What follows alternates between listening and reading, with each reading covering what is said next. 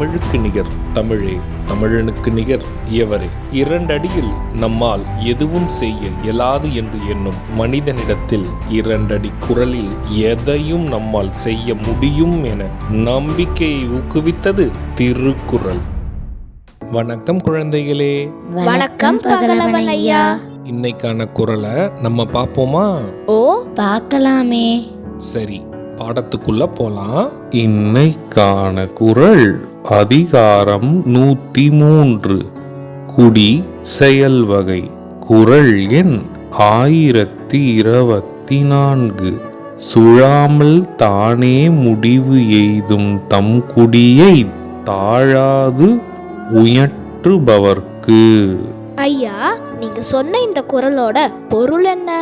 இதற்கான பொருள், தம் குடிப்புகழை உயர்த்த தளர்வின்றி இடைவிடாது முயல்பவர்களுக்கு அவர்கள் அறியாமலே அவர்கள் செய்யும் காரியம் இனிது முடிவுறும். இதுக்கு ஒரு உதாரணம் சொல்லுங்களேன். இதற்கான உதாரணம், தம் குடிப்புகழுக்காக அயராது பாடுபடுபவர்கள் செய்யும் காரியங்கள் என்றுமே இனிதாகவும் நன்மையாகவும் முடியும். நான் சொன்னது உங்களுக்கு புரிஞ்சுதா தீரன், இலக்கியா?